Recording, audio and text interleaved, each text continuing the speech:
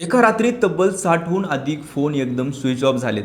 विरोधी पक्षनेते विजय वडेट्टीवार यांच्या पायाखालची जमीन सरकली आहे आणि दिल्लीत बसलेले राहुल गांधी थेट हाय अलर्टवर गेलेत. सध्या संपूर्ण महाराष्ट्राचं लक्ष लागले ते विधान परिषदेच्या निवडणुकांकडे.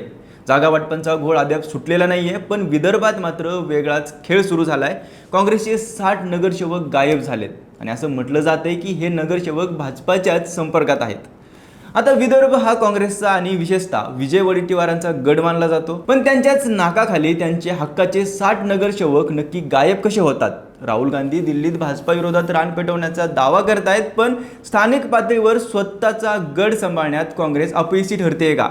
आणि सगळ्यात महत्त्वाचं म्हणजे ह्या 60 नगरसेवकांना आपल्याकडे वळवण्यासाठी भाजपने नक्की काय मोर्चे बांधणी केली आहे? सगळं जाणून घेऊया त्या व्हिडिओच्या माध्यमातून. नमस्कार, मी अमोल जाधव आणि तुम्ही पाहताय लगाव बत्ती.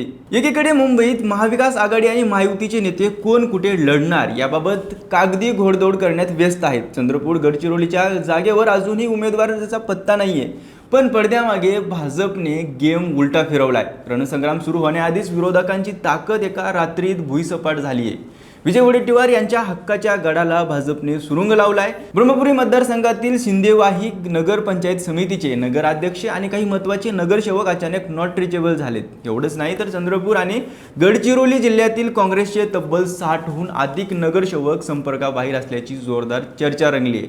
आता गेम असा आहे की या निवडणुकीत खरी ताकद आहे ती नगरसेवक आणि जिल्हा परिषद सदस्यांच्या हातात. त्याचं एक एक मत म्हणजे किंगमेकर ठरणार आहे. म्हणूनच आपला एकही माणूस फुटू नये म्हणून प्रत्येक पक्षाने एकदम तगडी फिल्डिंग लावली आहे. पण यात खरी हवा केली आहे भाजपचे चिमूरचे आमदार बंटी भांगडिया यांनी. इनसाइड स्टोरी अशी आहे की काँग्रेसचे नॉट रिचेबल नगरसेवक सध्या थेट बंटी भांगडिया यांच्या संपर्कात आहेत. बंटी भांगडिया यांनी निवडणूक जाहीर होताच स्थानिक पातळीवर काँग्रेसच्या अंतर्गत गटबाजीचा फायदा घेत थेट नगरसेवकांशी वैयक्तिक संपर्क साधायला सुरुवात केली होती. शिवाय काँग्रेसला या बंडखोरीची कानोकान खबर लागू नये म्हणून अत्यंत गुप्तपणे ही मोहीम राबवण्यात आली. आणि मुंबईत जेव्हा महाविकास आघाडीचे मोठे नेते जागा वाटपाच्या गप्पा मारत होते, नेमक्या त्याच वेळी विदर्भातील 60हून अधिक नगरसेवकांचे फोन अचानक बंद झाले. विरोधकांकडून किंवा काँग्रेसच्या ज्येष्ठ नेत्याकडून या नगरसेवकांची मानधरणी होऊ नये म्हणून त्यांना थेट विदर्भाबाहेर किंवा अज्ञात स्थळी रिसॉर्टवर हलवण्यात आल्याची चर्चा आहे. शिवाय स्थानिक स्वराज्य संस्थेमधील नगरसेवकांना नेहमीच आपल्या प्रभागात काम करण्यासाठी सरकारी निधीची गरज असते. राज्यात सध्या महायुतीचे सरकार असल्यामुळे भाजपमध्ये आल्यास किंवा भाजपच्या उमेदवाराला मदत केल्यास प्रभागातील विकास कामासाठी कोट्यवधींचा निधी थेट उपलब्ध करून दिला जाईल असे ठोस आश्वासन या नगरसेवकांना देण्यात आल्याचं समजतंय. याबरोबरच काँग्रेस पक्षांतर्गत जुन्या आणि स्थानिक नगरसेवकांमध्ये बऱ्याच दिवसांपासून वरिष्ठ नेतृत्वाबद्दल विशेषतः विजय वडेट्टीवार यांच्या कार्यपद्धतीबद्दल नाराजी होती. निर्णय प्रक्रियेत विश्वासात न घेणं, निधीचे असमान वाटप यामुळे अनेक नगरसेवक आधीपासूनच नाराज होते. भाजपच्या चाणक्यांनी याच नाराजीचा अचूक फायदा उठवला आणि ह्या नगरसेवकांना आपल्या बाजूने वळवलं. एकूणच काय तर विजय वडेट्टीवार यांच्या नाकाखालून हे नगरसेवक वळवण्यात आलेत. आता दुसरीकडे वडेट्टीवार आरोप करतायत की निवडणुका म्हणजे उत्सव झाला आहे. आमच्या संपर्कात भाजपचे 100पेक्षा अधिक नगरसेवक आहेत. भाजपच्या अंतर्गतही प्रचंड वाद आहेत, परंतु आम्ही त्या भानगडीत पडत नाहीत. 15 लाख रुपये देऊन काही नगरसेवकांना उचलण्याचं काम चाललेलं आहे. या सवयी 2014 पासून सर्वांनाच लावल्या आहेत. आता भविष्यात विधिमंडळ आणि विधानसभेत उद्योगपती, ठेकेदार, कंत्राटदार हे चेहरे दिसतील. 15 लाख रुपये एका नगरसेवकाला दिल्यानंतर त्यांना वाटतं हा मोठा उत्सव, दिवाळी झाली. ही 100 कोटींची निवडणूक आहे.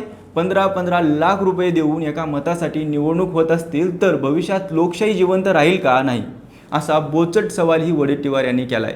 आता महाराष्ट्रात काँग्रेसमध्ये हा सावळा गोंधळ सुरू असतानाच तिकडे दिल्लीत राहुल गांधी, नरेंद्र मोदी आणि भाजप बॅकफूटवर गेलेत. त्यांचं सरकार पडणार अशा मोठमोठ्या बाता करतायत. त्यामुळे राहुल गांधी यांच्या नेतृत्वावरच आता मोठं प्रश्नचिन्ह निर्माण झाले. स्वपक्षात काय चालू आहे याची कानोकान खबर नसलेल्या राहुल गांधींना भाजपच्या भविष्याचा वेध घेता येणं म्हणजे आपल्याच दिव्याखाली अंधार असल्याची गत झाली आहे. भाजपला काय मारसा दाखवणारे राहुल गांधी स्वतः नेमकं कुठे कमी पडतायत? तर ह्याचं सगळ्यात सोपं उत्तर म्हणजे केंद्रीय पातळीवर भाजप विरोधात कितीही रान पेटवलं तरी स्थानिक पातळीवर मजबूत पार्टी ऑर्गनायझेशन आणि अंतर्गत गटबाजी नियंत्रण ठेवण्यात ते पूर्णपणे अपयशी ठरलेत. दुसरं म्हणजे दिल्लीत बसून रणनीती आखणाऱ्या हायब्रिड नेत्यांमुळे राहुल गांधींचा ग्राउंड रियालिटी आणि स्थानिक कार्यकर्त्यांचा नेमक्या अडचणी असलेल्या थेट संपर्क पूर्ण तुटलाय. शिवाय भाजपच्या अत्यंत आक्रमक आणि छुपे वॉकओव्हर घेणाऱ्या मायक्रो प्लॅनिंग आणि इलेक्शन मॅनेजमेंट समोर काँग्रेसकडे तोडीस तोड प्रत्युत्तर देणारी कोणतीही यंत्रणा सध्याच्या घडीला उपलब्ध नाही. आणि चौथं सगळ्यात महत्त्वाचं म्हणजे पक्षात वर्षानुवर्ष रक्ताचं पाणी करणाऱ्या जुन्या आणि निष्ठावंत कार्यकर्त्यांची होणारी घुसमट रोखण्यात आणि स्थानिक नेत्यांची मनधरणी करण्यात केंद्रीय नेतृत्वाने दाखवलेली कमालीची उदासीनता यामुळेच भाजप गल्लीत काँग्रेसचा गड भुईसपाट होतोय आणि राहुल गांधींचा दिल्लीतील गर्जना फोल ठरते. विदर्भातील या राजकीय भूकंपाने एक गोष्ट पुन्हा एकदा स्पष्ट केली आहे, राजकारणात कुणीच कुणाचा कायमचा मित्र किंवा शत्रू नसतो. इथे फक्त आणि फक्त सत्तेचा खेळ चालतो. तिकडे दिल्लीत राहुल गांधी भाजप बॅकफूटवर गेलंय म्हणून छाती ठोकून सांगत असताना इकडे गल्लीत मात्र काँग्रेसचे सिलेदार बिकाऊ झालेत की काय अशी परिस्थिती निर्माण झाली आहे. आता या सगळ्या घटनेवर तुमचं काय मत आहे ते आम्हाला कमेंट करून नक्की सांगा आणि अशाच अपडेटसाठी लगावबत्तीला सबस्क्राईब करायला विसरू नका.